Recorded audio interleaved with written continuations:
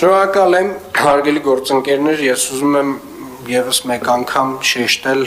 մի թիվ, որը ներկայացվեց, ապօրինի շինությունների կառուցման եւ հողազավթումների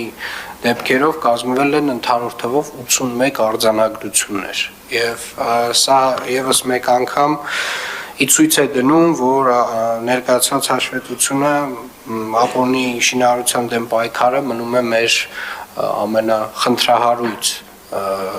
ցանցանքներից մեկը եւ Երևանի առաջ ծառացած երևի թե ամենաբարդ խնդիրներից մեկը, որ ինչքան էլ որ մենք շարունակում ենք պայքարել դրա դեմ, իհարկե քանակը եւ ծավալները նվազել են, բայց այսպես ասած մշակույթի դեմ պայքարելը մի փոքր դժվար է, բայց ես ուզում եմ հատուկ շեշտել, որ այս վերահսկողական մեխանիզմները, այս պայքարը, այս արձանագրումները, քանդումները, որոնք որ իրականացվում են,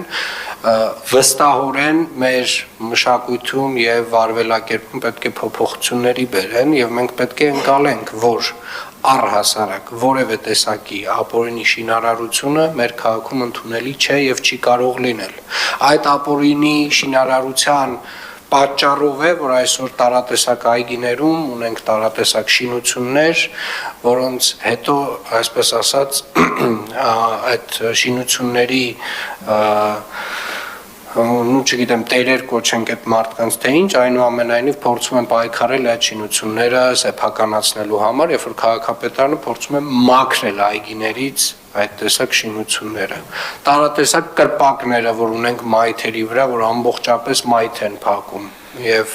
կրկին այն պայքարը, որ տերերը փորձում են մղել, տարբեր նաեւ դատական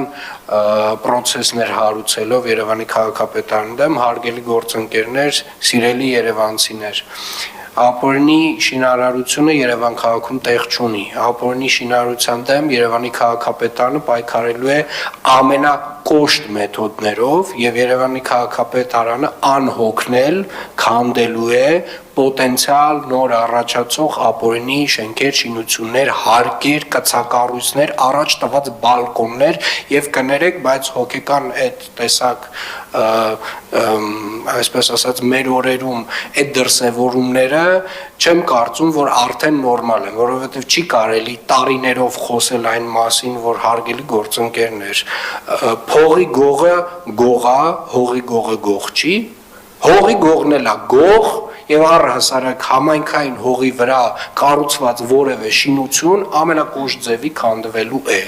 Խնդրում եմ, եկեք փորձենք մեր այս մշակույթից դուրս հանենք այդ ձևը, այդ վարվելը, այդ մտածելակերպը։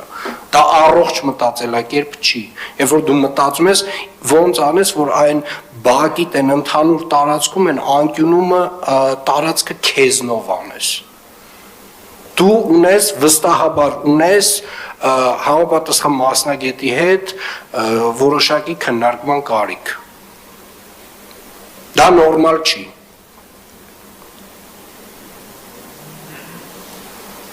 Երկրորդ հատվածը շինհրապարակների կահավորում,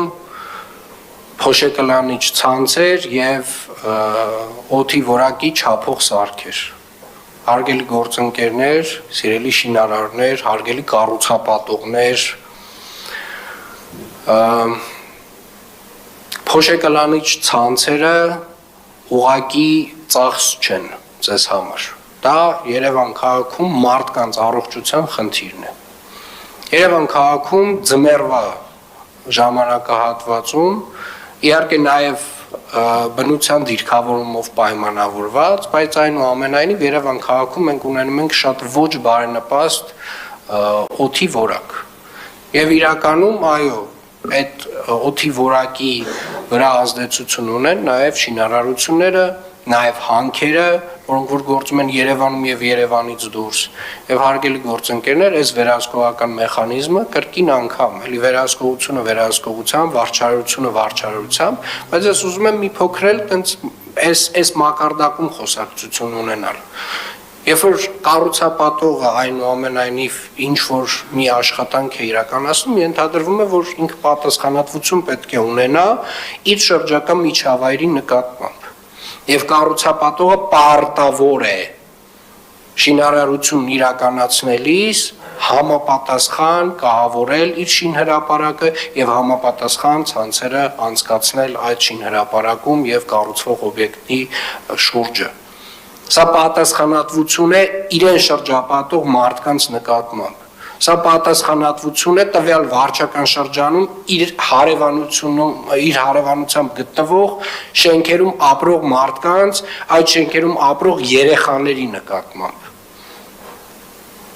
Եվ ամեն մի կառուցապատող, երբ որ այս քայլերը չի իրականացնում, թող հասկանա եւ պատկերացնի, որ ինչ ասեմ, ինքը տենց որոշ չափով իր փոքր չափով, բայց թունավորում է տվյալ միջավայրը։ Թունավորում է իր հարևանությամբ գտնվող խաղահրապարակում խաղացող երեխաների միջավայրը։ Ամեն մեկը թող իր մասով այս պատասխանատվությունը ունենա եւ հասկանա։ Եվ Երևանի քաղաքապետարանը կրկին շարունակելու է այս վարչարարությունն իրականացնել, ազգային ժողովի ընկերներին, գործընկերներին նաև առաջարկել է էականորեն բարձրացնել տուգանքների չափերը նմանատիպ վարվելակերպի համար։ Եվ առհասարակ կարծում եմ մենք անընդհատ ուղղակի այս թվերի մասին չպետք է խոսենք, այս թվերի նաև տակ գտնվող իրականության մասին պետք է խոսենք եւ մեր հետագա քայլերի։ Շնորհակալ եմ, հաջորդը։ Եկամուտների հաշվառման եւ գանձման վարչությանը հանձնարարական 102 զեկուցել վարչական շրջանների եւ քաղաքապետարանի համապատասխան վարչությունների սեփական եկամուտների եւ քաղաքապետարանի ծախսերի